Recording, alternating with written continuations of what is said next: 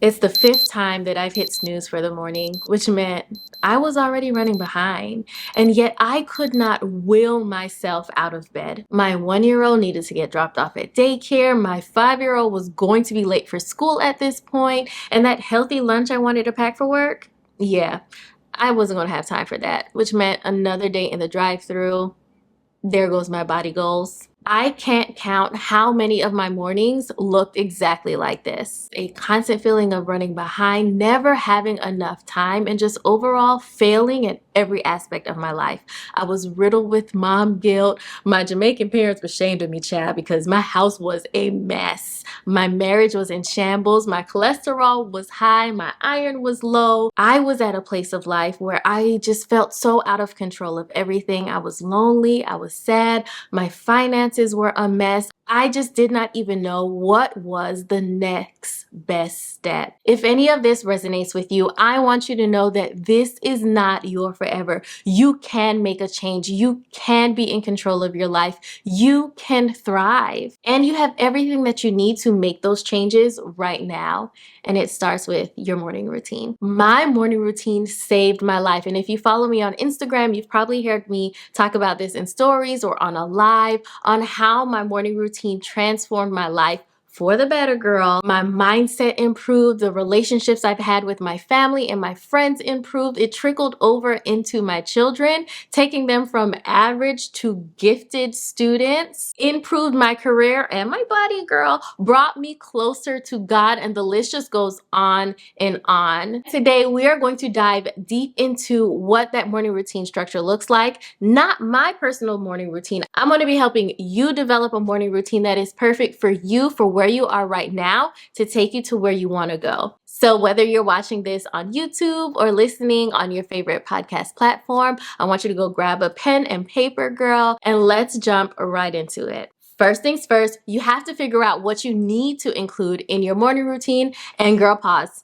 Before you go run and copy a routine that you see on YouTube or TikTok or from your favorite influencer, I want you to take a moment to sit and visualize who you are at that level that you're thriving. What is important to the future version of you? How are you spending your days? What do you value? How do you think about yourself? How are the relationships that you have with your family, with your friends, with your community? These are just some of the questions that I want you to sit and answer and really dig deep with this so that you can really visualize who you aspire to be, and then we can work backwards to what you need now, what habits you need to build now in order to get there. Now that you have that image of where you want to be, I want you to think in the terms of the bare minimum that thriving version of you needs in terms of your body, your mind, and your space. It is very likely that if you are overwhelmed or feeling like you don't know what to do next, that you are not paying attention to one or more of these areas. And I want you to address it in your morning routine so that you can start your day off right and get you on the path to thriving. So let's start with your body. This is going to include anything that you physically need. If your thriving self has bomb glass skin, she's in shape, she's healthy, and she dresses really well, like when she steps out the door, she steps, okay? Then what do you need to include in your morning routine to achieve that? Do you need to include a hygiene routine, a skincare routine, healthy breakfast, a little bit of exercise?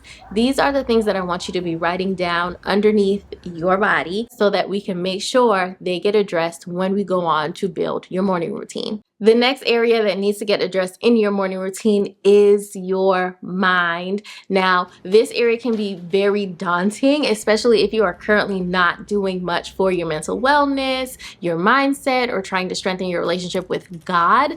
This is going to take the most out of you, but it is the most beneficial and the most crucial area that you have to pour into in order to get to that thriving version of yourself. Trust me, I've been there. I have tried to do all the cute little aesthetic morning routines. Those things will get you to a place where you are fit, you have your daily to-do list already planned out so you can be productive. But you can look good. You can have every muscle defined in your body. You can have bomb skin and make sure that your hair is done every day before you step out of that door and still be riddled with anxiety, completely boggled down with stress and guilt and shame, and just overall feeling so confused about identity and purpose. That is why addressing this mind area is the major key.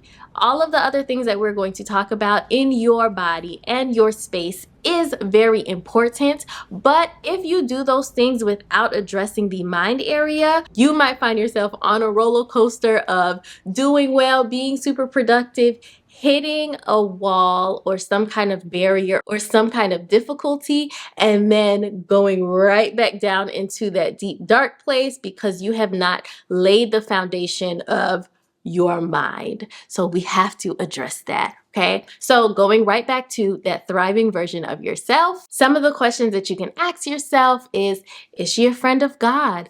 Is she clear in her identity and her purpose? How does she handle stress? How does she handle coming up against difficulties? So how do you get there? Do you need to include journaling? Do you need to give yourself enough time for your devotional and prayer? Do you need to start therapy? Do you need to start practicing gratefulness in the mornings or practicing some sort of affirmations in order to help fix the lies that you have been telling yourself or have carried with you up to this point? All of these are great mindful habits that if you start your morning off with is going to set the tone in a positive way for the rest of your day, which will lead to the rest of the week, the rest of the month, the year, and eventually the rest of your life. And then there is your space. This is your physical space, the environment in which you live. So whether you live in a big house or an apartment or condo, or you just have a room, or girl, you might just be in a car or an RV right now, the space that you are in is going to affect you positively or negatively depending on how you keep it. Okay? I already told you, I grew up with very tidy Jamaican parents. My dad has a military background, and my mom she's a whole other level of clean freak. When you stepped into our house, my childhood home, it didn't matter the day nor the hour. That house was spotless. You could never walk in and know how many people were living in that house or that there were even children. And there was at least 3 of us at any given point of time in this home. That is just how important it was for her to keep the house spotless. Now, as a child, I'm not gonna lie to you, I struggled in this area because I couldn't understand the difference between washing these dishes tonight and washing them in the morning because I was good for saying something needed to soak in the sink, okay? But in my adulthood, especially when I became responsible for taking care of a house, I realized how quickly a couple of dishes in the sink overnight turns into a mountain of dishes, how today's meal on the table becomes a table filled with clutter and things that you don't even understand how they got in the house to begin with, or that week that you ignored laundry is now every hamper overflowing. There's piles of clothes randomly on the floor in the bathroom and in all of the rooms, and now your home from top to bottom is a complete mess, just in shambles, and you don't understand even where to start. That is why building in the space area into your morning routine is so important, because your home is supposed to be the place that you escape to, not escape from. Your home is supposed to be where you feel the most at peace and the most comfortable. So keeping this area in your morning routine is going to help you get to a place where your house is peaceful, where your house is an escape, where you feel comfortable here, prevent you from getting to that place where you don't even know what to do first or where to even start. And if you are in that place where you don't even know where to start, putting this in your morning routine is going to help you actually start. Now, we've covered the 3 main areas that I include in my morning routine, but did you notice what was missing? I haven't told you what time you need to wake up. And I've done that on purpose because a lot of the advice that I saw when I was trying to figure out how to go about building this morning routine for myself was all successful people wake up at 5 o'clock. All successful people wake up at 3:30 in order to get all of this stuff done because they are so successful and productive that they start while everybody else is sleeping.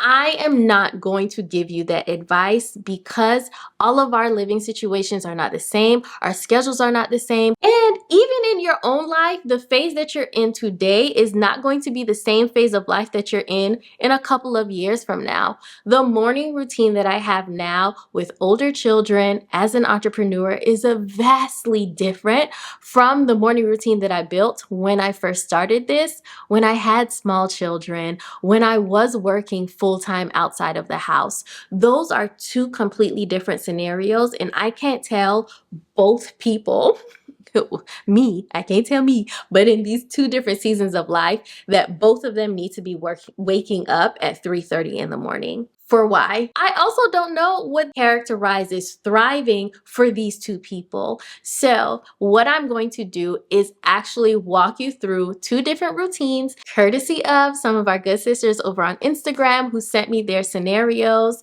And we are going to break down from working backwards to the point where we can figure out what time they actually need to wake up so you can get a better idea of how to approach when you go to figure out what time you need to wake up and how you're going to include everything that you just written from the 3 areas into your morning routine in order to get you to that thriving version of you that we visualized earlier in this video. Now, if these two morning routines are not relatable to you, leave me your scenario down in the comment section. You're going to see the format of how I had the two ladies send me their scenarios, and I will work through with you in the comment section on how you can figure out your own morning routine. Our first morning routine is for our good sis who works outside of the home, and she has a typical 9 to 5 schedule. She says more like 9 to 5:30. But she also has a school-age child who rides the bus to school. And the important habits that she is building to get to the thriving version of herself are she wants to include devotional and prayer time. She wants to exercise in the morning because she says it's harder for her to do it after work or in the afternoons when she's dealing with homework and after-school activities. I know how that feels. She also wants to eat healthy, and she wants to have time to connect with her child in the morning before he goes off to school. She is currently building a skincare routine. She wants to be more consistent as we're getting older because the skin likes to act up after 30 again. She also is stressing that she wants to dress for success. Those are her words.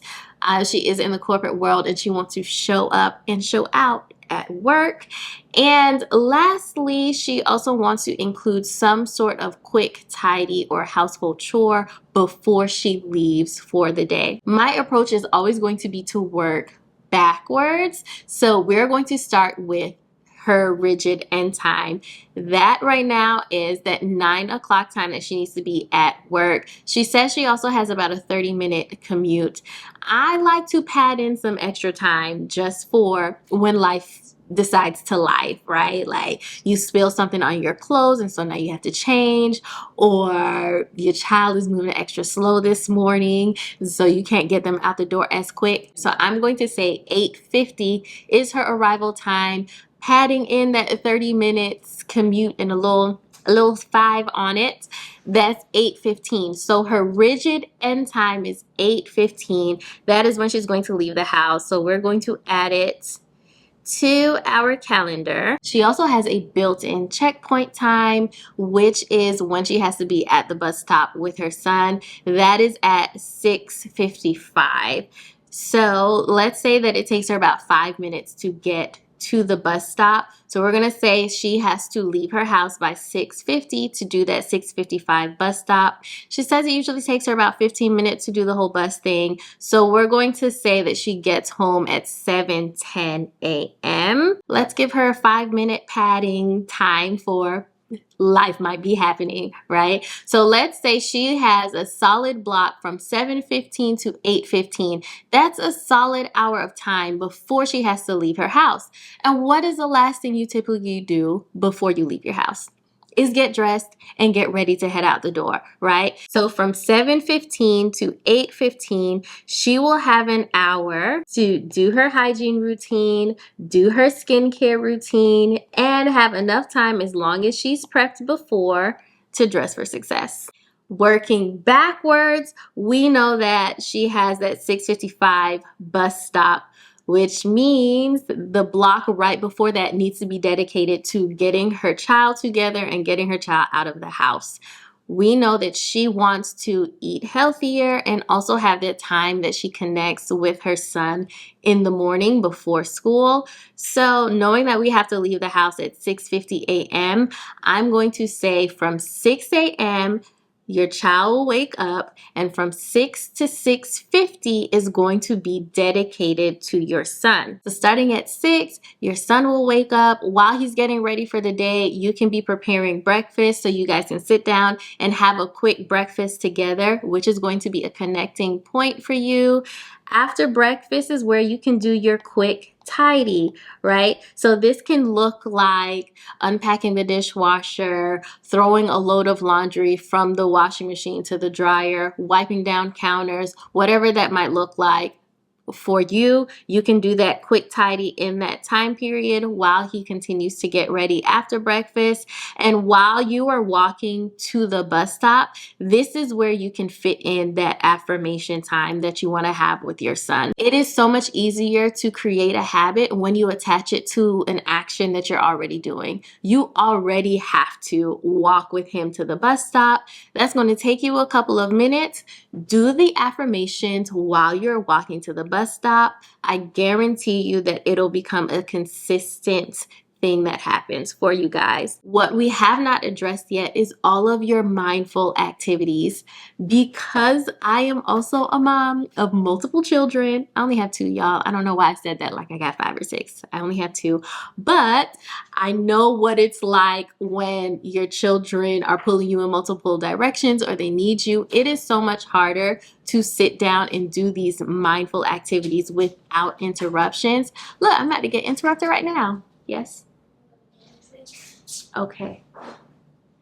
While he gets his drink, we know how likely it is for your child to disturb you while you're doing these mindful activities. So I like to do these before the children even wake up, which means that I'm going to give her a 30-minute block starting at 5:30 to do her exercise. When I was working full-time outside of the house and I still had to deal with getting the children up and out of the door, I used to work out at home. It was just the most convenient way for me to be consistent and still get that, 30-minute block of moving my body. You can do this with YouTube videos or apps. There's so many apps now that make it really convenient. We also have a Peloton bike. I'm literally staring at it, collecting dust right now.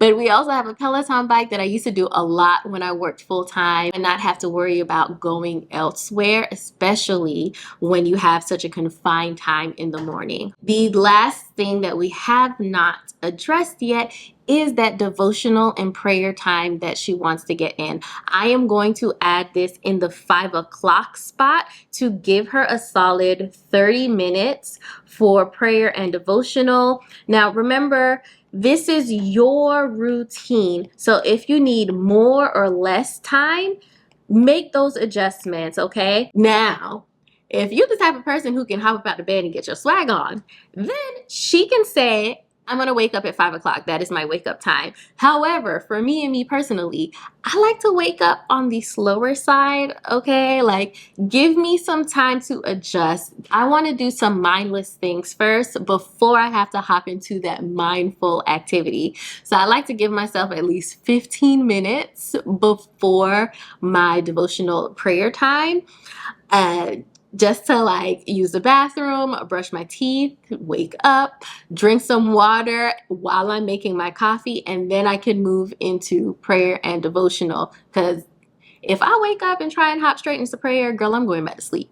Okay, so we are going to say her wake up time is 4:45 a.m. Now hold on, don't click out here. Yes, 4:45 can sound so daunting, especially if you're at a point right now where you're only giving yourselves 15 to 30 minutes from the time you open your eyes to the time that you need to be in your car. Yes, 4:45 can sound extremely impossible, but I promise you that this is going to be extremely worth it, especially in her case, because waking up at 4:45 is going to give her the time that she needs to pour into herself, pour into her son, pour into her home before she goes out into the world to pour into others and her job. We have to stop giving everyone outside of our home our best self and our best hours and bringing home the most exhausted, overworked, overwhelmed versions of ourselves. The version of ourselves that doesn't even want to be bothered.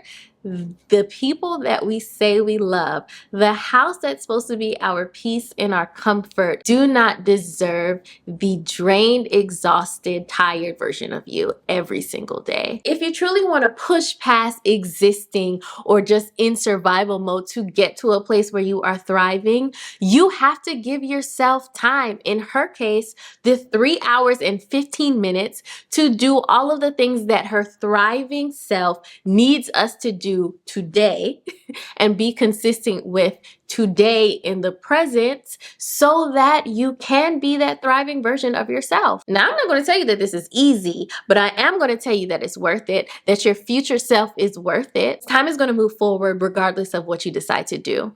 Whether you decide to start today and build a routine like this and be consistent with it, a year from now, you could be thankful and thriving, or you can be stuck in the same position that you are in right now, or even worse. But that year is going to come by anyway. The decision is yours.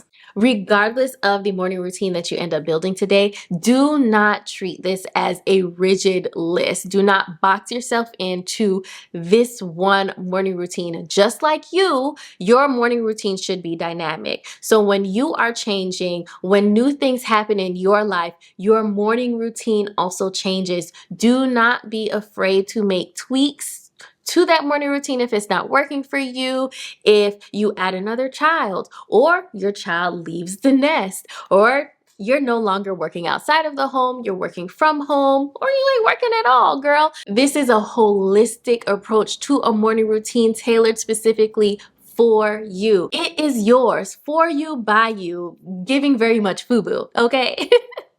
Sure, you can go and copy any successful person's morning routine and possibly have success. It's like when you go to the store and you pick up a pair of jeans. Now, you can buy that size 8 jeans and leave it as is with a gap in the back and just make it work, right? Or you can also make the decision to take it to a seamstress and get it tailored to fit you exactly. That is what this approach is. Next, we're going to talk about how to stay consistent and how much the night before matters. So definitely go ahead and subscribe and turn on your bell notifications so that you don't miss when we have those conversations next. And I will see you in the next one.